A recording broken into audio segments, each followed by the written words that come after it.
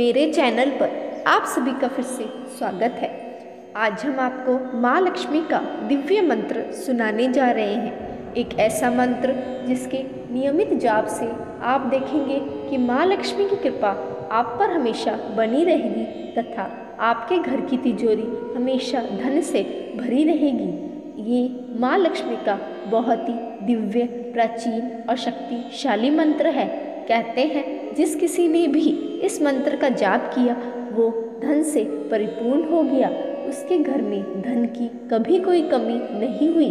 उसके घर में सुख समृद्धि आई तथा आर्थिक तंगी का तो सवाल ही पैदा नहीं होता।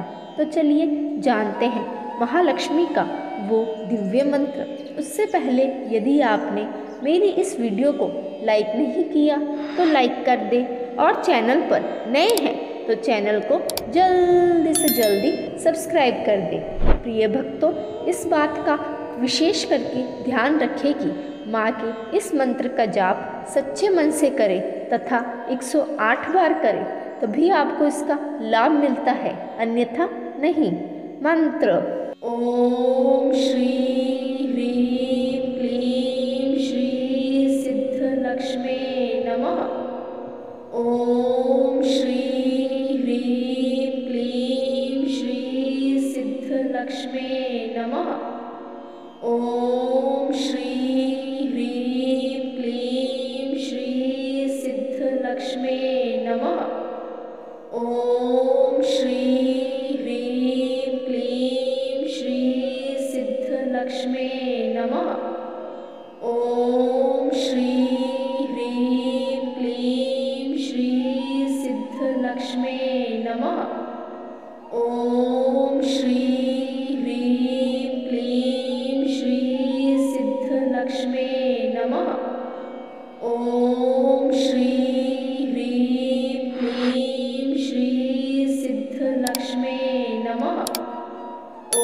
ओम श्री ह्रीं क्लीं श्री सिद्धलक्ष्मी नमः। ओम श्री ह्रीं क्लीं श्री सिद्धलक्ष्मी नमः। ओम श्री ह्रीं क्लीं श्री सिद्धलक्ष्मी नमः। ओम श्री ह्रीं क्लीं श्री सिद्धलक्ष्मी नमः।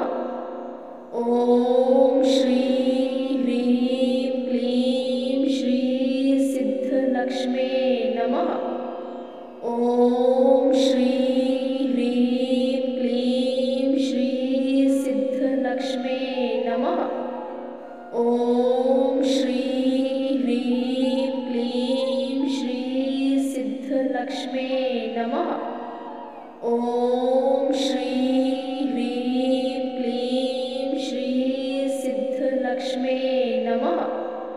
ओम श्री ह्रीं क्लीं श्री सिद्धलक्ष्मी नमः। ओम श्री ह्रीं क्लीं श्री सिद्धलक्ष्मी नमः। ओम श्री ह्रीं क्लीं श्री सिद्धलक्ष्मी नमः। ओम श्री ह्रीं क्लीं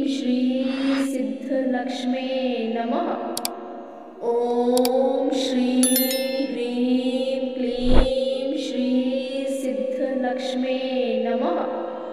ओम श्री ह्रीं क्लीं श्री सिद्धलक्ष्मी नमः। ओम श्री ह्रीं क्लीं श्री सिद्धलक्ष्मी नमः। ओम श्री ह्रीं क्लीं श्री सिद्धलक्ष्मी नमः। ओम श्री ह्रीं क्लीं श्री सिद्धलक्ष्मी नमः। ओम श्री ह्रीं क्लीं श्री सिद्धलक्ष्मी नमः। ओम श्री ह्रीं क्लीं श्री सिद्धलक्ष्मी नमः। ओम श्री ह्रीं क्लीं सिद्धलक्ष्म्यै नमः। ॐ श्री ह्रीं क्लीं श्री सिद्धलक्ष्म्यै नमः। ॐ श्री ह्रीं क्लीं श्री सिद्धलक्ष्म्यै नमः। ॐ श्री ह्रीं क्लीं श्री सिद्धलक्ष्म्यै नमः। ॐ श्री ह्रीं क्लीं श्री सिद्धलक्ष्म्यै नमः। ॐ श्री ह्रीं क्लीं श्री सिद्धलक्ष्म्यै नमः। ॐ श्री ह्रीं क्लीं श्री सिद्धलक्ष्म्यै नमः। ॐ श्री ह्रीं क्लीं श्री सिद्धलक्ष्म्यै नमः। ॐ श्री ह्रीं क्लीं श्री सिद्धलक्ष्म्यै नमः। ॐ श्री ह्रीं क्लीं श्री सिद्धलक्ष्म्यै नमः। ॐ श्री ह्रीं क्लीं श्री सिद्धलक्ष्म्यै नमः। ॐ श्री ह्रीं क्लीं श्री सिद्धलक्ष्म्यै नमः। ॐ श्री ह्रीं क्लीं श्री सिद्धलक्ष्म्यै नमः। ॐ श्री ह्रीं क्लीं श्री सिद्धलक्ष्म्यै नमः। ॐ श्री ह्रीं क्लीं श्री सिद्धलक्ष्म्यै नमः। ॐ श्री ह्रीं क्लीं श्री सिद्धलक्ष्म्यै नमः।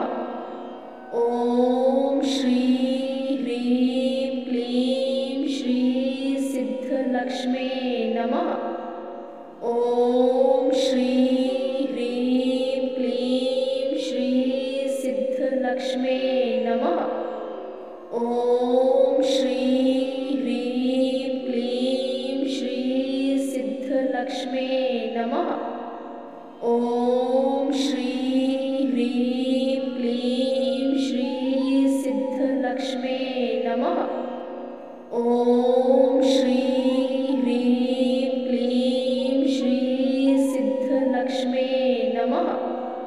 ॐ श्री ह्रीं क्लीं श्री सिद्धलक्ष्म्यै नमः। ॐ श्री ह्रीं क्लीं श्री सिद्धलक्ष्म्यै नमः। ॐ श्री ह्रीं क्लीं श्री सिद्धलक्ष्म्यै नमः। ॐ श्री ह्रीं क्लीं श्री सिद्धलक्ष्म्यै नमः। ॐ श्री ह्रीं क्लीं श्री सिद्धलक्ष्म्यै नमः। ॐ श्री ह्रीं क्लीं श्री सिद्धलक्ष्म्यै नमः। ॐ श्री ह्रीं क्लीं श्री सिद्धलक्ष्म्यै नमः। ॐ श्री ह्रीं क्लीं श्री सिद्धलक्ष्म्यै नमः। ॐ श्री ह्रीं क्लीं श्री सिद्धलक्ष्म्यै नमः। ॐ श्री ह्रीं क्लीं श्री सिद्धलक्ष्म्यै नमः। ॐ श्री ह्रीं क्लीं श्री सिद्धलक्ष्म्यै नमः। ॐ श्री ह्रीं क्लीं श्री सिद्धलक्ष्म्यै नमः। ॐ श्री ह्रीं क्लीं श्री सिद्धलक्ष्म्यै नमः। ॐ श्री ह्रीं क्लीं श्री सिद्धलक्ष्म्यै नमः। ॐ श्री ह्रीं क्लीं श्री सिद्धलक्ष्म्यै नमः। ॐ श्री ह्रीं क्लीं श्री सिद्धलक्ष्मी नमः। ॐ श्री ह्रीं क्लीं श्री सिद्धलक्ष्मी नमः। ॐ श्री ह्रीं क्लीं श्री सिद्धलक्ष्मी नमः। ॐ श्री ह्रीं क्लीं श्री सिद्धलक्ष्मी नमः। ॐ श्री ह्रीं क्लीं श्री सिद्धलक्ष्मी नमः। ॐ श्री ह्रीं क्लीं श्री सिद्धलक्ष्मी नमः। ॐ श्री ह्रीं क्लीं श्री सिद्धलक्ष्मी नमः।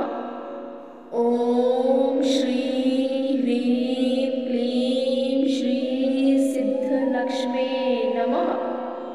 ॐ श्री ह्रीं क्लीं श्री सिद्धलक्ष्मी नमः।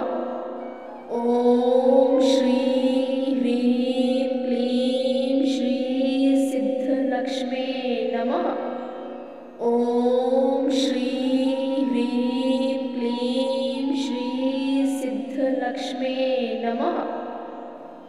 ॐ श्री ह्रीं क्लीं श्री सिद्धलक्ष्मी नमः। ॐ श्री ह्रीं क्लीं श्री सिद्धलक्ष्मी नमः। ॐ श्री ह्रीं क्लीं श्री सिद्धलक्ष्मी नमः। ॐ श्री ह्रीं क्लीं श्री सिद्धलक्ष्मी नमः। ॐ श्री ह्रीं क्लीं श्री सिद्धलक्ष्मी नमः। ॐ श्री ह्रीं क्लीं श्री सिद्धलक्ष्मी नमः। ॐ श्री ह्रीं क्लीं श्री सिद्धलक्ष्मी नमः। ॐ श्री ह्रीं क्लीं श्री सिद्धलक्ष्मी नमः। ॐ श्री ह्रीं क्लीं श्री सिद्धलक्ष्मी नमः। ॐ श्री ह्रीं क्लीं श्री सिद्धलक्ष्मी नमः। ॐ श्री ह्रीं क्लीं श्री सिद्धलक्ष्मी नमः। ॐ श्री ह्रीं क्लीं श्री सिद्धलक्ष्मी नमः। ॐ श्री ह्रीं क्लीं श्री सिद्धलक्ष्मी नमः। ॐ श्री ह्रीं क्लीं श्री सिद्धलक्ष्मी नमः। ॐ श्री ह्रीं क्लीं श्री सिद्धलक्ष्मी नमः। ॐ श्री ह्रीं क्लीं श्री सिद्धलक्ष्मी नमः। ॐ श्री ह्रीं क्लीं श्री सिद्धलक्ष्मी नमः। ॐ श्री ह्रीं क्लीं श्री सिद्धलक्ष्मी नमः। ॐ श्री ह्रीं क्लीं श्री सिद्धलक्ष्मी नमः। ॐ श्री ह्रीं क्लीं श्री सिद्धलक्ष्मी नमः। ॐ श्री ह्रीं क्लीं श्री सिद्धलक्ष्मी नमः। ॐ श्री ह्रीं क्लीं श्री सिद्धलक्ष्मी नमः। ॐ श्री ह्रीं क्लीं श्री सिद्धलक्ष्मी नमः। ॐ श्री ह्रीं क्लीं श्री सिद्धलक्ष्मी नमः। ॐ श्री ह्रीं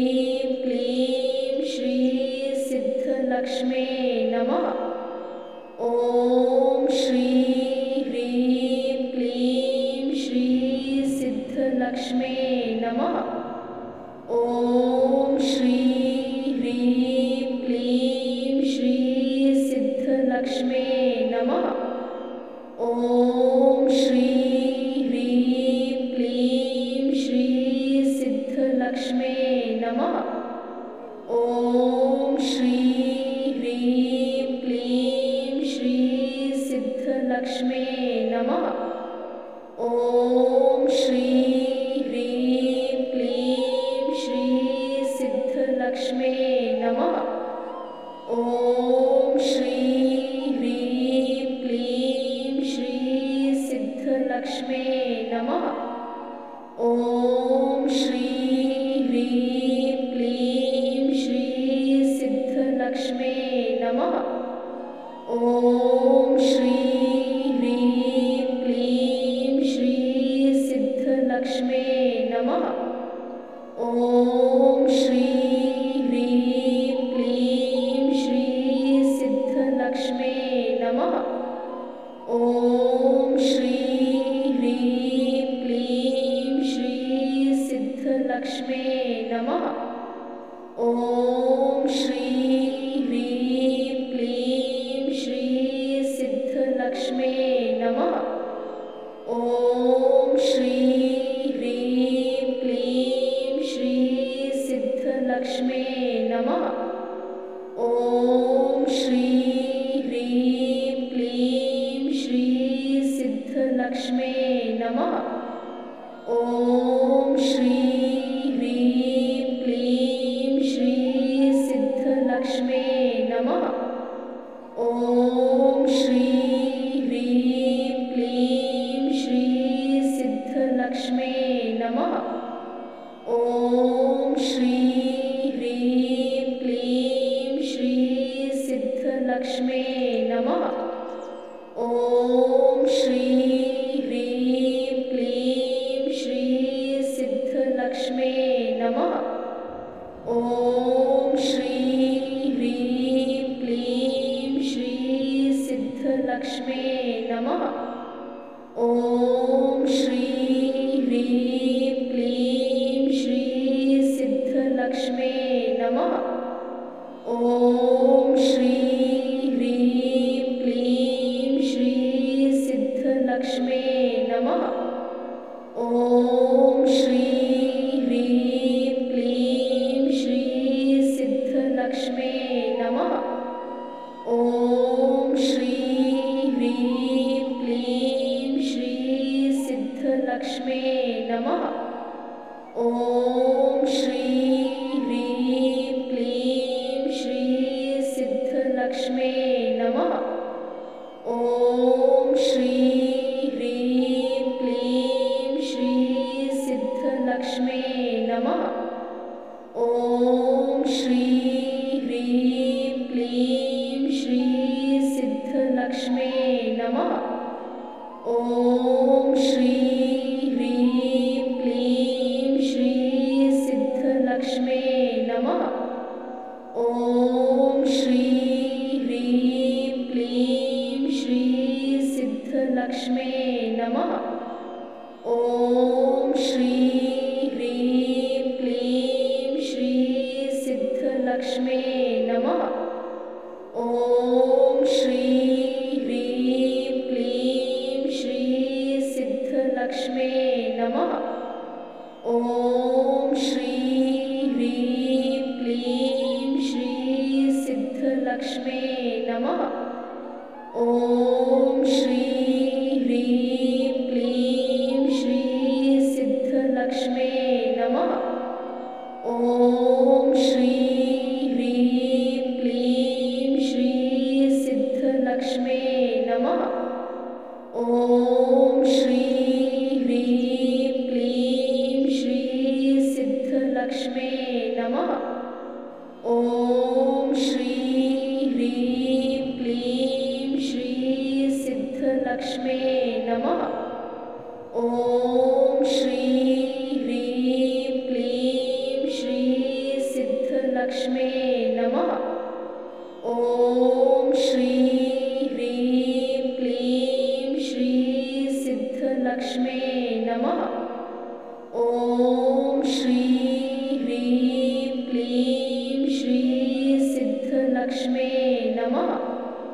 ॐ श्री ह्रीं क्लीं श्री सिद्धलक्ष्मे नमः।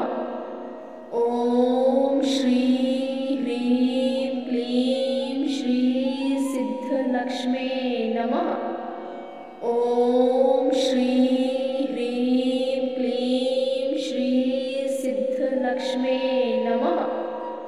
ॐ श्री ह्रीं क्लीं श्री सिद्धलक्ष्मे नमः। ॐ श्री ह्रीं क्लीं श्री सिद्धलक्ष्मे नमः। ॐ श्री ह्रीं क्लीं श्री सिद्धलक्ष्मे नमः। ॐ श्री ह्रीं क्लीं श्री सिद्धलक्ष्मे नमः। ॐ श्री ह्रीं क्लीं श्री सिद्धलक्ष्मे नमः। ॐ श्री ह्रीं क्लीं श्री सिद्धलक्ष्मे नमः। ॐ श्री ह्रीं क्लीं श्री सिद्धलक्ष्मे नमः। ॐ श्री ह्रीं क्लीं श्री सिद्धलक्ष्मे नमः। ॐ श्री ह्रीं क्लीं श्री सिद्धलक्ष्मे नमः। ॐ श्री ह्रीं क्लीं श्री सिद्धलक्ष्मे नमः। ॐ श्री ह्रीं क्लीं श्री सिद्धलक्ष्मे नमः। ॐ श्री ह्रीं क्लीं श्री सिद्धलक्ष्मे नमः।